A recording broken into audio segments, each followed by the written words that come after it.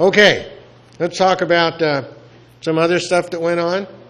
Here in the LA County Board of Supervisors meeting, some parts of this comes from the Santa Clarita City Council meeting, and other parts come from the Canyon Country Merchants Association. So we'll go down through the new Stormwater Assessment District, the Canyon Country Community Center, Library Board of Trustees, and the commission and panel appointments that were partially completed at the last City Council meeting. Now, I think this is very interesting because the only reason that we knew this was happening was because Tim Ben Boyson brought it up at the July 10th Santa Clarita City Council meeting. He talked about the fact that he had an internal City of Santa Clarita memo, and that it talked about a newly proposed stormwater assessment district that was discussed and actually approved by the county. So this is, by the way, in addition to our stormwater assessment district. This is over and above what we're paying. And when the letter came out within the city, I believe they talked about it being about $55 a unit of shared revenue, with approximately $3 million allocated to Santa Clarita. Although when I found out more about it, I don't see how they're going to do what they're talking about doing for $3 million. So we'll just need to talk about this a little bit more. And in that memo, it indicated that the justification was because the staff believed there would be significantly new requirements at the next time we went to go get a stormwater license. And guess who we get it from? We get it from the Regional Water Board. Those same people that are helping us out with the chloride situation. So you might understand what's going on. But in reality, this doesn't have anything to do with new requirements coming down. And we'll talk about it a little bit more. The thing that disturbs me about this is I haven't seen anything about this in the paper. Have you? No. And I would think that this would be something that the newspaper, if they were looking out for us, if they were really doing some investigative reporting, they would have known about ahead of time. Councilman Boyson requested that that subject be agendized at a future meeting, and we'll have to see what happens. And so, since I wasn't really sure what they were talking about, I decided to ask for some information. And I sent information requests into the City of Santa Clarita to Travis Lang. Travis is a really good guy. I like him a lot. And also to LA County Representative Dave Perry. Sent it in on July 12th. And Dave and I had several emails back and forth, and I'll show you one of them, the last one. And Travis sent me some information as well. So both those guys are really responsive, and they're really good guys. I like them a lot. So let's talk about what Dave Perry said about this.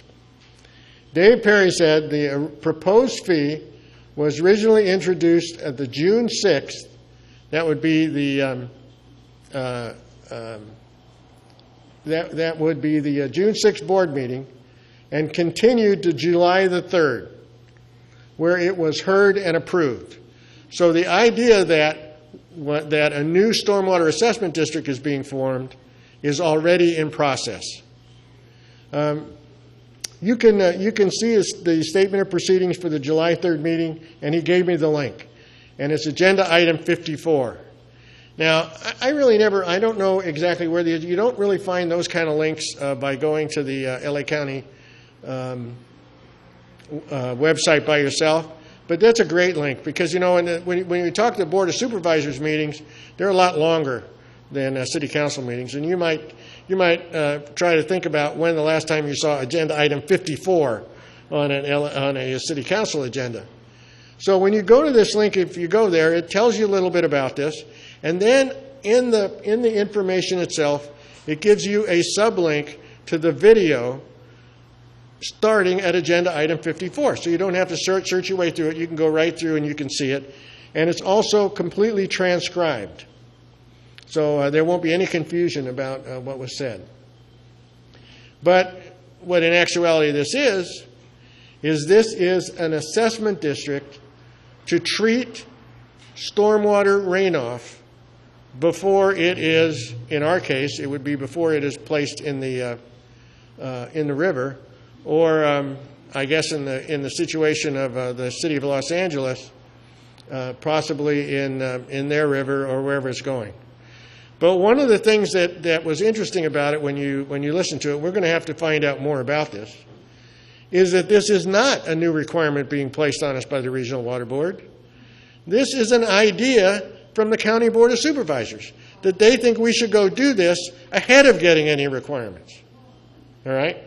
Also, I think what's very interesting about this, that schools and government parcels are not excluded from this assessment. So if you watch the video, you'll see a representative from LA Unified going and talking to them about their concern because their assessment based upon this new stormwater fee would be $4.8 million a year, or $1,371 per parcel. Now, I don't know about LA Unified, but I know that out here, our schools are strapped for money, right? What a great time to add a new requirement on them and get more money out of them, right? So the whole deal is they want to treat stormwater before they throw it away. Well, they're calling this the Clean Water, Clean Beaches Water Quality Fee. Now, I don't know who wouldn't want clean water or clean beaches, but it's going to require voter approval. It is a Proposition 218 assessment district, but it is one of those assessment districts that you don't have to approve. You only we'll go through this protest ballot. So you can just imagine we take everybody in LA County, and in order to shut this off, you would have to get 51% of the parcel owners in LA County to say no for this not to happen. Anybody want to bet on whether that's going to happen or not? So you can just put your money on the fact, and you are going to put your money on the fact that this is going to happen, and the election is going to be set for March. March of next year is when they believe that election would take place. So here we go. We got a new requirement. When you look at it, you can look at the agenda item, and you can see that the meeting was chaired by Zeb Yaroslavsky. Keep that in mind as we go along and have this discussion. Next comes the Canyon Country Community Center. Well, I mean, everybody knew it, but it was formally announced. The center location is going to be on Flying Tiger Way and Sierra Highway. 3,900 square feet of space. Location would allow residents to access the center by foot, bike, or bus, according to Gail. Now, you know, maybe some of the younger people from that live in the surrounding community will be able to bike there. I think that's probably true. But when it comes to, and maybe some of the seniors from the senior apartment structure that's right next to it will go there by foot. However, if we talk about Friendly Valley, I know, remember I talked about my 91-year-old mother? Well, as far as she walks is to get in the car to go somewhere. So that's probably how she'll get there if that happened. And that's a concern because the amount of parking in that area is severely limited. Now, because of its substantial size, and this is all from by the way, from Karen Jones's article on July 9th in the Signal, and it corresponds exactly to what Gail told me when I spoke with her at City Hall just a few days before that was published. And they're hoping that this is going to serve as a hub for local services. Remember when they started community center activities in Newhall, they started it in a real small facility. And they went to look for what kind of services the area needed and what kind of services that they wanted. And then they expanded from there. In this particular case, they're also hoping to partner with other businesses and nonprofits to provide services for residents. And I know they've been talking to a business across Sierra Highway that deals in computer training and talking to them about whether or not they can supply computer training for some of the youth in the area. So it's a good way and a good way to start. But I kind of got, maybe I get a little annoyed because we attend a lot of these meetings and we hear all the things that get talked about. And if you remember, we were told, and we were told this in the Merchants Association meeting also, that outreach, remember they wanted to do outreach? That outreach was, they were trying to figure out what they were going to do, and we'd know about it before the end of the year. So I thought it was very curious that in this article it says that they've held a series of events to hear from Canyon Country residents about what they'd like in a community center. Anybody here been to one of those events? Gee whiz, what a surprise. So it talks about responses ranged from Zumba Gold, senior fitness classes, to Lego activities, to chess classes. And, you know, I'd never really heard about Zumba Gold. Maybe you guys have. Anybody heard about that? You've heard of it? Yeah, well, that's good. I thought it was real curious. I was flipping through the channels the other day, and I hit the LA County website. And they were also talking about this exact same thing for some of the centers that they had.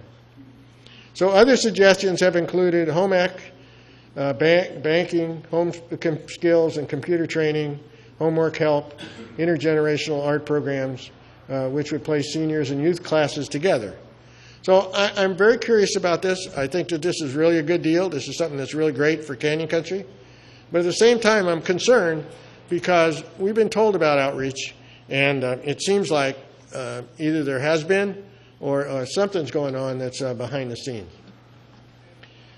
We may find that the community needs more than one of these, and I think that's a great thing to talk about because maybe a large-scale community center like Newhall isn't appropriate for Canyon Country.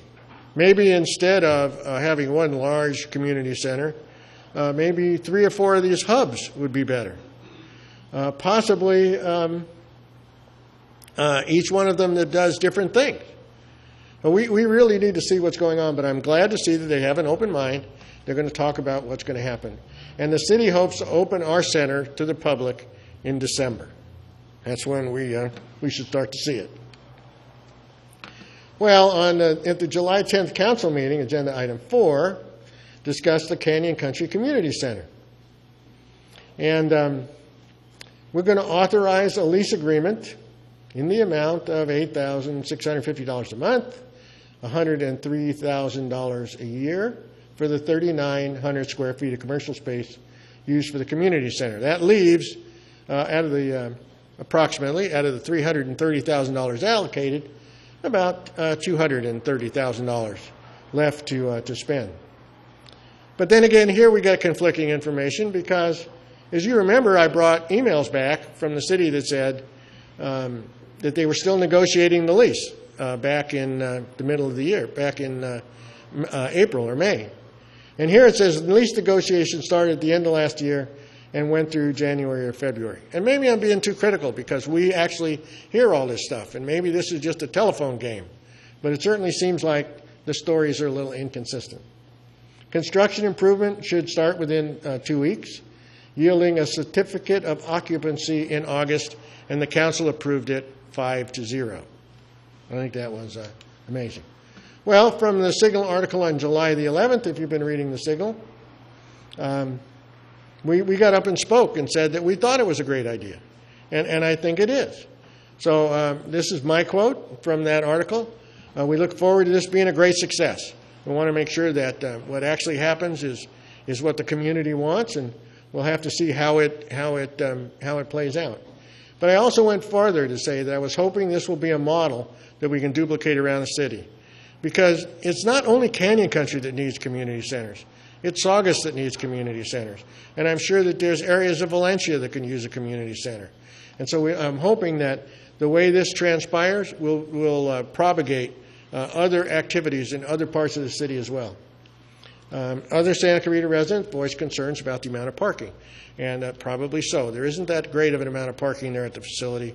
And I know that if we're talking about seniors from Friendly Valley or from other areas, they're going to drive there. There's no other way that they're going to get there. So, excuse me? Dial-A-Ride, right. So the Canyon Country Merchants Association meeting was held on July the 12th.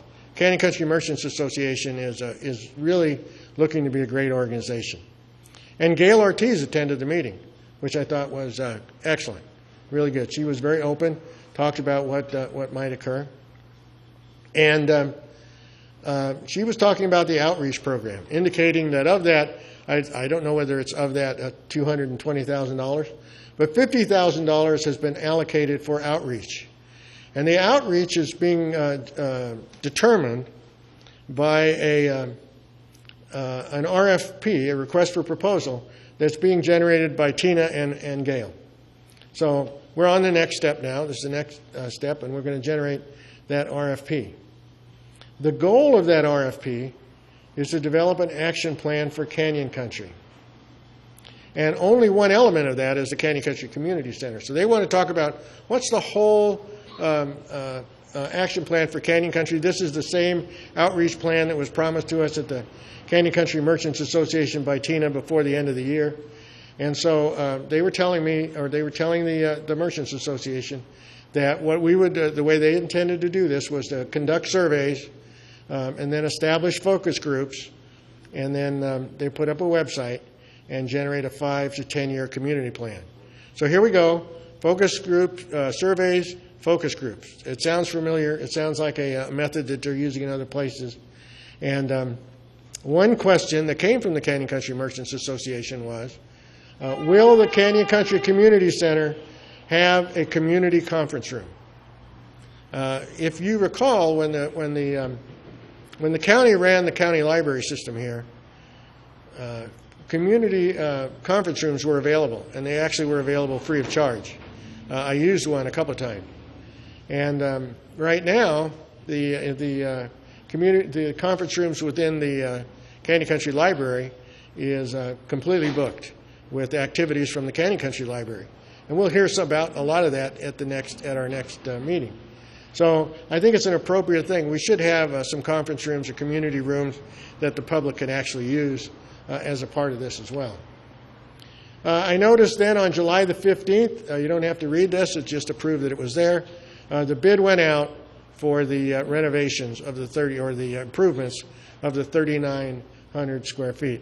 Gail indicated that one of the reasons they selected the Flying Tiger Way location was because it was new, and because of it being new as opposed to an existing building, that tenant improvements that they would have to make would cost less. And that was one of the factors that led them to do that, but the RFP, or the request for bids, is already out. So there are still questions relating to outreach. We're going to go find out about the content and the timing a little bit more. But the community center is supposed to be multi-generational. So my big question is, what activities would you like to see provided? If there are things that you want to see in that community center, email into Gail Ortiz, or email me, and I'll send it into Gail Ortiz. And we'll check and see what, in fact, we would like in that area, and what services we would like them to provide. I think that's reasonable. It's our community center, and it should meet our needs. The Board of Library Trustees is a real interesting issue. You remember when this comes from the City Council meeting, Agenda Item 12. Do you remember when the library takeover occurred and the city nominated itself as the Board of Library Trustees and said, you know what, we want to get this thing started, we want to roll it off, maybe in a year we'll turn it over to the public. So the stewardship of the library operations was the intent. We were going to turn it over to the public after 1 year. And guess what? We're at the 1 year anniversary.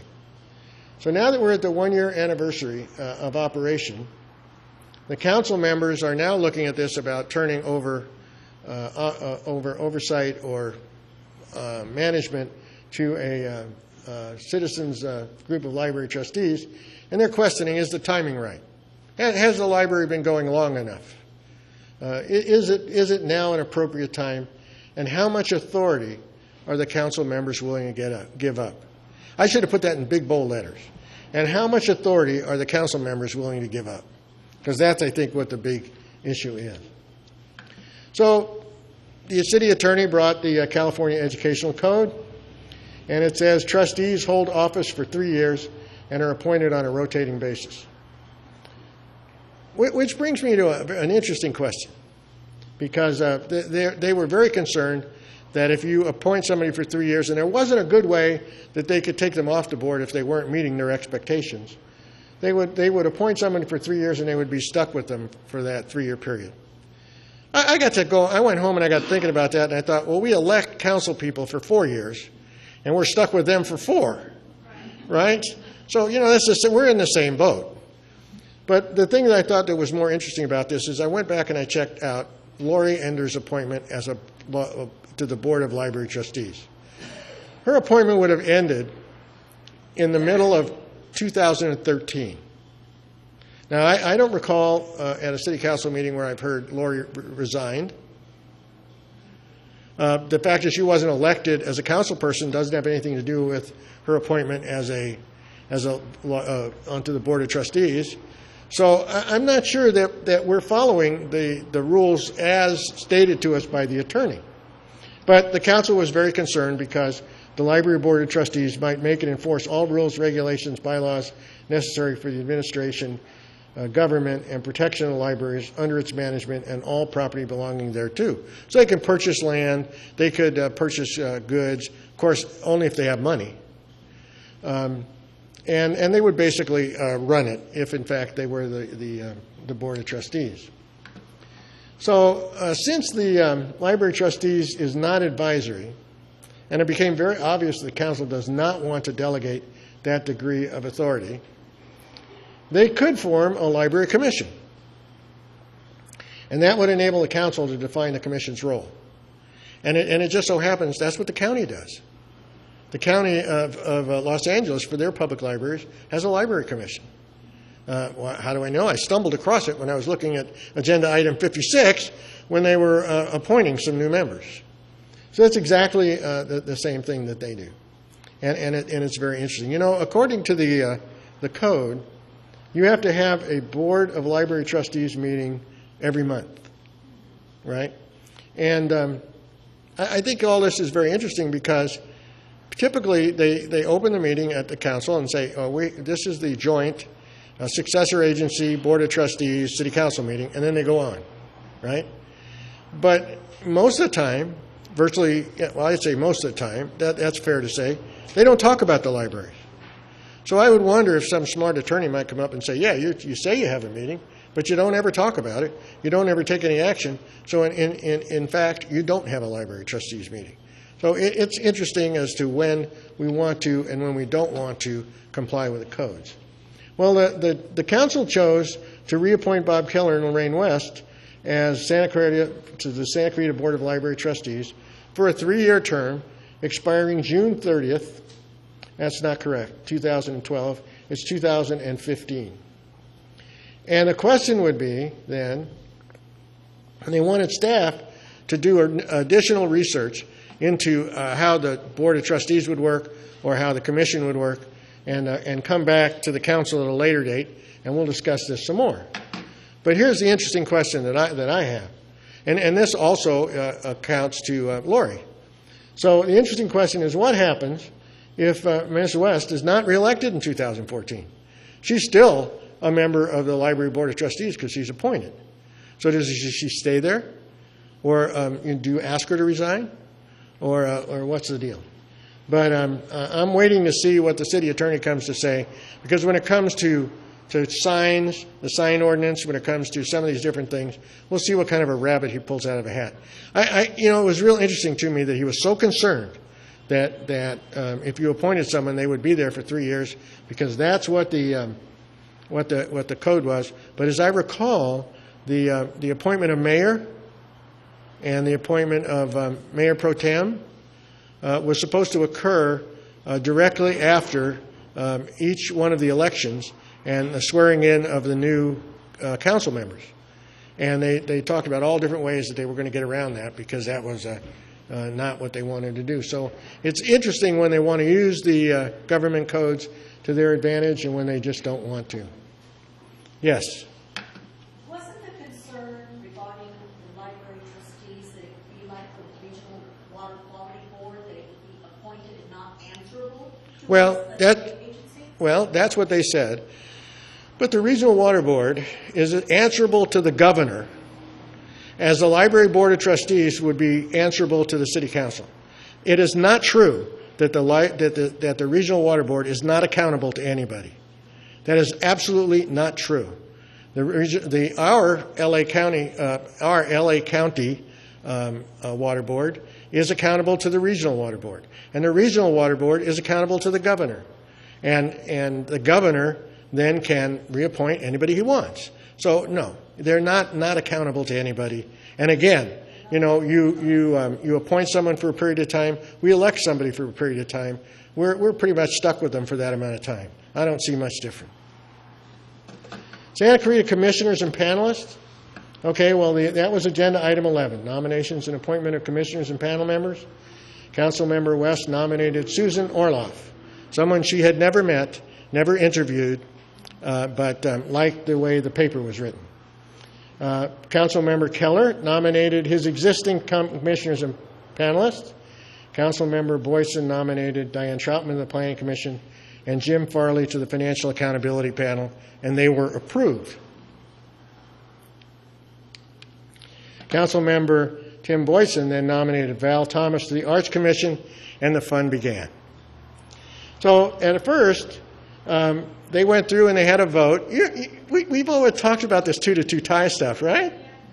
I mean, we all know about this stuff. I can't believe it. So here it was.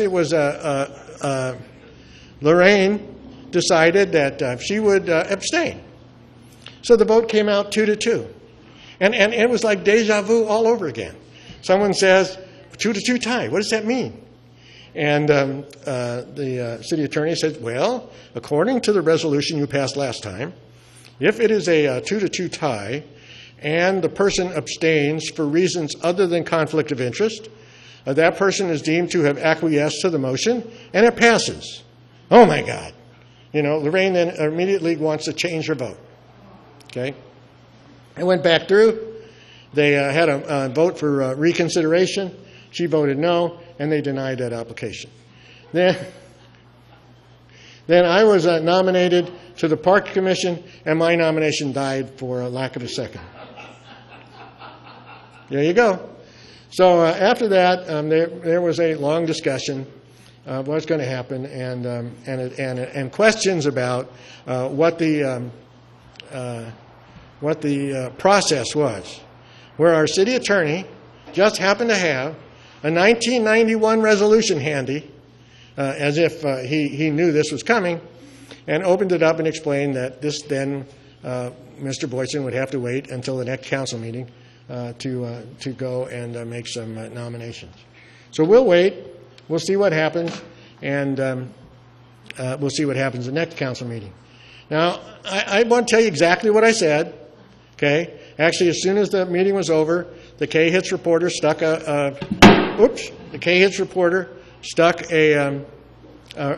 voice recorder in my face and asked me what I thought, and then I got a call from the Signal. This is the quote out of the Signal, but and so I'm not going to deny a thing. I said it wasn't totally unexpected. We had anticipated that there might be different things to come out of that meeting, and that I said, and I am seriously considering running for city council in 2014, and that might have been a factor in declining the appointment. But I have been active in parks for a very long time, having volunteered with the county for 4 years as a park staff member, having 13 years experience as the chair of the Santa Clarita Adult Softball Committee, participating in the leagues out here for 30 years as a player, a coach, and a manager. And I thought this was a natural progression. But we'll just have to see what happens. And they kind of cut off my statement about being suspicious. I was just suspicious of the way it occurred, the way Montez just had everything ready, and so we're just going to have to wait to see what happens. Someone want to get her a mic? Al, unless I misunderstood, I just want one point clarified. I believe Tim Ben also had the option not just to postpone it until the next meeting, but at that meeting to offer up 2 other nominations for approval? Probably. Well, that's Yeah, what I that's understood. probably true.